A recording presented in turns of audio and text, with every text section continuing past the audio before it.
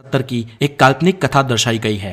ये science fiction हमारा भविष्य नहीं बताती, लेकिन यह पूर्णतः काल्पनिक है और इसमें कुछ कारणवश फेरबदल करके इस कथा को दोबारा हमारे चैनल पर प्रस्तुत किया गया है। अगर आप इसे पहले भी देख चुके हैं तो इस वीडियो को यहीं पर स्किप कर सकते हैं। 25 अप्रैल साल 2070। इस वक्त दुनिया पहले से काफी बदल चुकी है। चारों ओर बड़ी बड़ी इमारतें दिख रही है। रास्ते अब सुनसान बन चुके हैं क्योंकि यातायात अब आकाश के माध्यम से हो रहा है। साल 2050 से ही हर एक इंसान के पास फ्लाइंग कारें मौजूद है, पर ये कारें पेट्रोल या बिजली पर नहीं चलती है। पृथ्वी पर से पेट्रोलियम तो 20 साल पहले ही खत्म हो चुका है, पर इंसान ने ऊर्जा की आपूर्ति के लिए एक नई आधुनिक खोज की है और वो है हीलियम 3। हम इंसान चांद से हीलियम 3 लाने में कामयाब हुए हैं और अब हीलियम 3 ही हमारा नया फ्यूल है। पृथ्वी के आसपास बहुत सारे स्पेस स्टेशंस और अंतरिक्ष होटलें खड़ी है और इंसान अब एंटरटेनमेंट के लिए वर्चुअल रियलिटी का उपयोग करता है। इस टेक्नोलॉजी से कोई भी फिल्म या कोई भी पुराना वीडियो इंसान रियल लाइफ में महसूस कर सकता है और इस सुपर एडवांस वर्चुअल रियलिटी का उपयोग बहुत ही पैसे वाले लोग ही करते हैं। इसके लिए इंसान के दिमाग में एक छोटा सा हॉल करके उसके अंदर न्यूरो सेल्स फिट किए जाते हैं और इन न्यूरो सेल्स के माध्यम से किसी भी वर्चुअल फिल्म को या अपने खुद के पुराने वीडियोस का इंसान उसके वास्तविक रूप में अनुभव कर सकता है। सिस्टम अब बहुत एडवांस बन चुकी है। बाइनरी कंप्यूटर्स को तो सालों पहले श्रद्धांजलि दे दी गई थी। उसके बाद क्वांटम कंप्यूटर्स ने सालों तक राज किया और फिलहाल सुपर क्वांटम कंप्यूटर्स का जमाना है। मोबाइल फोन्स भी अभी खत्म हो चुके हैं और अभी हाथ और अंगूठे पर लगाई चिप्स के जरिए इंसान एक दूसरे से बातें कर सकते हैं। अगर कोई ऑनलाइन शॉपिंग करे तो ड्रोन के माध्यम से बस 10 मिनट में वस्तु उसके घर पहुंच जाती है। इंसान ने आमतौर पर मजदूरी वाला काम सालों पहले करना छोड़ दिया था और अभी इंसान का काम सुपर रोबोट्स कर रहे हैं और मशीनों की इस दुनिया में इंसान अकेला पड़ गया है। और ऐसा ही एक अकेला इंसान है जॉन रॉबिन्सन। ये जॉन रॉबिन्सन यानी आज की इस आधुनिक दुनिया का सबसे अमीर इंसान। जॉन की एक बड़ी कंपनी ह्यूस्टन में स्थित है और उसकी कंपनी इन मशीनरीज के लिए हार्डवेयर और सॉफ्टवेयर बनाती है। जॉन भी एक रोज फैमिली मैन हुआ करता था, पर आज से करीब 15 साल पहले उसकी पत्नी का देहांत हो गया था और तब जॉन की उम्र करीब 35 साल थी और आज वो 50 साल का हो चुका है। और कोइंसिडेंसली आज जॉन की वेडिंग एनिवर्सरी भी है और आज उसे अपनी पत्नी की बहुत याद आ रही है। अपनी पत्नी के गुजरने के बाद पिछले 15 सालों में जॉन ने ना तो अपना बर्थडे मनाया था और ना ही कोई बड़ा सेलिब्रेशन किया था। अपनी पत्नी की याद में आज जॉन ने सुबह सुबह ही अपने दिमाग के न्यूरॉन्स के माध्यम से पुरानी कुछ वीडियोस को, कुछ यादों को वास्तविक रूप में 2-2 बार देखा और कुछ 2 घंटे बाद वो अपने काम पर अपनी ऑफिस के लिए निकला। बहुत ही बड़ी इमारत में 225वें माले में वो अपनी ऑफिस में दाखिल हुआ।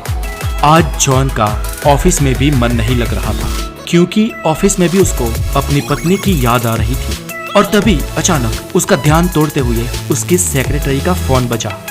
उसकी सेक्रेटरी ने उसे कहा कि सर, आज आपकी अपॉइंटमेंट वायलेट स्पेस कंपनी के एमडी मिस्टर अविनाश के साथ है।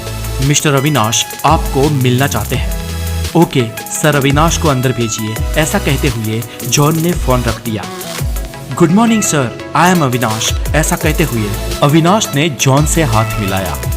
Yes Avinash, please seat, John ने कहा।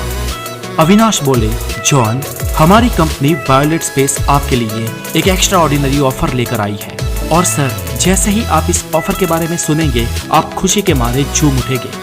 यस मिस्टर अविनाश, आपकी कंपनी वायलेंट स्पेस ही है जिसमें मेरी पत्नी रोजी काम करती थी, इसलिए आज मेरी दुखद यादों को ताज़ा कराने के लिए और ऊपर से मुझे झूम उठाने के लिए आपका धन्यवाद। जॉन तिरछी नजर करते हुए कटाक्ष में बोला, अरे नहीं सर, ऐसा नहीं है।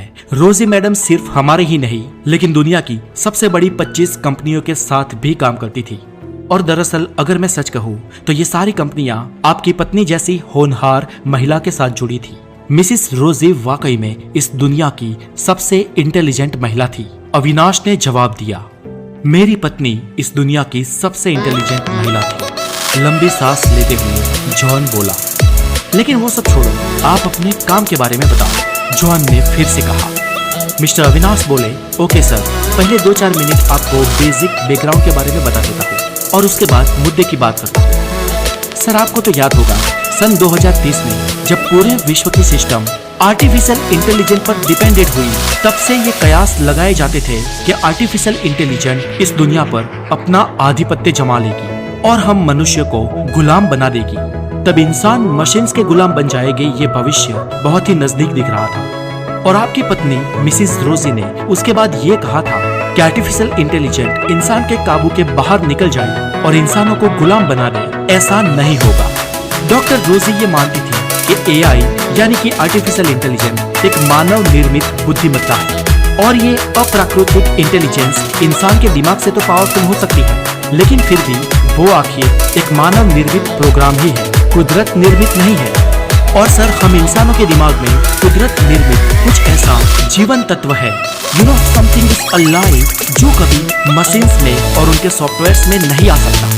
ये कुछ ऐसी बायोलॉजिकल जीवन ऊर्जा है जिससे मशीन्स हमेशा ही अछूते ही रहेगी और इसलिए एआई कभी भी इंसान के काबू के बाहर नहीं जाएगी। सर आप तो जानते हैं कि कई लोगों ने रोजी मैडम का विरोध किया था, लेकिन आज हम 2070 के साल में जी रहे हैं और इतने सालों बाद भी आज हम ये देख पा रहे हैं कि आर्टिफिशियल इंटेलिजेंस हमारे काबू में है और आज रोजी मैडम सही साबित हुई है। सर हम इंसान अपनी बुद्धि से इतने विकसित हुए हैं और हम रोबोट्स और मशीन्स पर आधिपत्य जमाने के लिए ही जन्मे हैं। इसलिए सर हमें कुछ नियमों में अब छूट-छाट लेनी चाहिए और हमारी आज की टेक्नोलॉजी को और ज्यादा विकसित करना चाहिए। हमने आज तक ब्रह्मांड को समझा है, कई सारी चीजें डेवलप की है और उनमें प्रोग्रेस कर ली है, लेकिन सर आज भी हम मृत्यु पर विजय नहीं पा सके हैं और अब वक्त आ गया है कि हम मृत्यु पर जीत हासिल करें। सर अगर हम सब कुछ कर सकते हैं तो किसी मरे हुए इंसान को जिंदा क्यों नहीं कर सकते? अविनाश एक जोश के साथ बोले। मतलब आप कहना क्या चाहते हैं अविनाश? जॉन आश्चर्य से बोले। सर मैं बात को ज्यादा घुमाऊंगा नहीं, मैं अगर सीधी बात करूं तो हम मिसिस रोजी को जिंदा करना चाहते हैं, हम उन्हें वापस लाना चाहते हैं। सॉफ्टवेयर इंडस्ट्री को उनकी जरूरत है और सर आपको भी। नो इट्स इम्पॉसिबल, ऐसा कैसे हो सकता है? जॉन उग्र होकर बोले। सर हमने सालों की मेहनत के बाद इस इम्पॉसिबल काम को पॉसिबल कर दिखाया है। हमने हाई फ्रीक्वेंसी स्पिरिट इंजन को तैयार किया है और जैसे कि हम सब जानते हैं ये ब्रह्मांड स्पेस टाइम की एक चादर से बना है और इस चादर के बीच ऑब्जेक्ट जितना मैसिव होगा वो उतना ही गहरा गड्ढा बनाएगा और इस स्पेस टाइम के गड्ढे में समय और प्रकाश दोनों कर्व हो जाते हैं। और सर हमारा ये नया मशीन स्पेस टाइम को काफी हद तक मरोड़ देगा और तब एक छोटा सा नैनो ब्लैक होल पैदा होगा। सर जैसे ही हम इस ब्लैक होल में कोई इंफॉर्मेशन इनपुट करेंगे, ये ब्लैक होल एक आत्मिक फ्रीक्वेंसी को आउटपुट करेगा और ये सब हॉकिंग्स रेडिएशन सिद्धांत पे होगा। सर हम ये मानते हैं कि ये जो नैनो ब्लैक होल जो हमें आत्मिक एनर्जी या आत्मिक फ्रीक्वेंसी का आउटपुट देगा वो किसी मरे हुए इंसान की आत्मिक फ्रीक्वेंसी होगी। सर पूरा ब्लूप्रिंट तैयार है, पूरी थियरी तैयार है। आज तक ऐसा किसी ने किया नहीं है, लेकिन हम आज ये करने जा रहे हैं। अविनाश ये कहते हुए बहुत ही उत्साहित थे। मिस्टर अविनाश मुझे आपकी बात पर विश्वास ही नहीं हो रहा, क्या मैं अपनी वाइफ को वापस देख पाऊंगा? पर आखिरकार वो कैसे? और अब तो उसका शरीर भी नष्ट हो चुका है और आप जिस आत्मिक फ्रीक्वेंसी की बात कर रहे हैं जिसे नैनो ब्लैक होल आउटपुट करेगा वो रोजी की ही होगी, ऐसा आप कैसे कह सकते हैं? जॉन के मन में अब अपनी पत्नी रोजी को मिलने की महत्वाकांक्षा जाग उठी थी।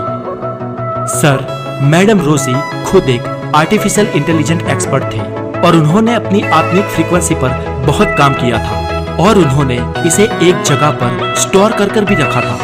सर आपकी वाइफ की वॉइस फ्रीक्वेंसी, उनकी हार्ट बीट्स, उनकी डीएनए प्रिंट, उनकी रेटिना और सबसे खास उनकी मेमोरी, ये सारी चीजें एक सुपर स्टोरेज में सेव करके रखी हुई है और हम उस नैनो ब्लैक होल में इसी इंफॉर्मेशन को डालेंगे। सर आप विश्वास रखिए, उसमें से जो आउटपुट निकलेगा वो मैडम रोजी की ही आत्मिक फ्रीक्वेंसी होगी। सर इस फ्रीक्वेंसी को हम एक क्वांटम कंप्यूटर में सेव कर लेंगे और ये क्वांटम सुपर कंप्यूटर ही रोजी मैडम होगी। क्या वाकई में ऐसा हो सकता है? रोजी उस कंप्यूटर में आ सकती है और मैं अपने दिमाग के न्यूरॉन्स उस कंप्यूटर के साथ कनेक्ट करके रोजी को मिल सकता हूँ? जी सर, ठीक ऐसा ही होगा। और सर इसके लिए हमें एक पूरी सिस्टम बनानी होगी और ये नैनो ब्लैक होल क्रिएट करने के लिए हमें बहुत सारे पैसों की जरूरत है। लगभग आपकी संपत्ति के 75% हिस्से की हमें आवश्यकता है सर। पर आप चिंता ना करें, ये पैसे इस टेक्नोलॉजी के आ जाने के बाद हम कमा लेंगे। और एक बात कि ये नैनो ब्लैक होल पूर्णतः नियंत्रित है और इस पर हमारा टोटल कंट्रोल होगा, अविनाश ने हाथ आगे करते हुए बताया। जॉन ने अविनाश के साथ हाथ मिलाया और अपनी हामी भरी। प्रयोग का दिन। लोग उत्साहित हो चुके थे।